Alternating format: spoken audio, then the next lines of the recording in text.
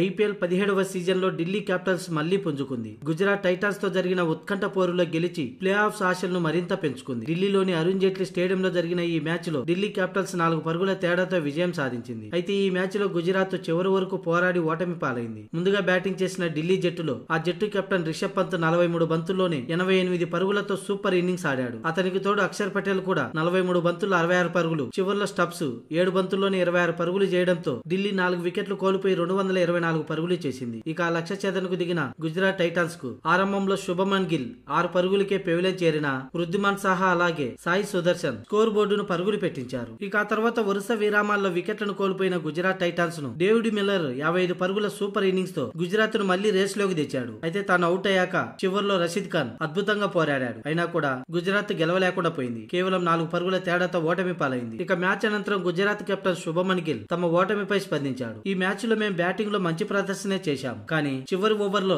దారుణంగా పరుగులు ఇవ్వటం తమ విజయ అవకాశాలను దెబ్బతీసిందని అన్నాడు. అయితే ఈ మ్యాచ్ లో మేము ఓడినా అద్భుతమైన క్రికెట్ ఆడాం, విజయం కోసం చివరి వరకు పోరాడాం. అయితే చివరిలో గెలిచే అవకాశం వచ్చినట్టే వచ్చి చేజారిపోయింది. ఇది ఎంతో నిరాశ గురి చేసిందని, కానీ మా జట్టులో ప్రతి ఒక్కరూ అద్భుతంగా పోరాడారని శుభమన్ గిల్ పేర్కొన్నాడు. అయితే ఈ మ్యాచ్ లో డెత్ ఓవర్లలో మా బౌలర్లు పూర్తిగా తేలిపోయారు. ఓ 15 పరుగులు అదనంగా ఇవ్వడంతోనే ఓటమికి ప్రధాన కారణమని శుభమన్ గిల్ తెలిపాడు. ఇక శుభమన్ గిల్ మాటలను బట్టి చివరి 2 ఓవర్లలో ఏకంగా జట్టు 50 పరుగుల పైనే సమర్పించుకుంది. ముఖ్యంగా 20 ఓవర్లో మోహిత్ శర్మ అయితే 31 పరుగులు ఇచ్చాడు. ఆ ఓవర్లో రిషబ్ పంత్ ఆకాశం ఎద్దుగా చెలరేగిపోయాడు. ఇదే గుజరాత్ టైటన్స్ కు భారీ టార్గెట్ గా మారింది.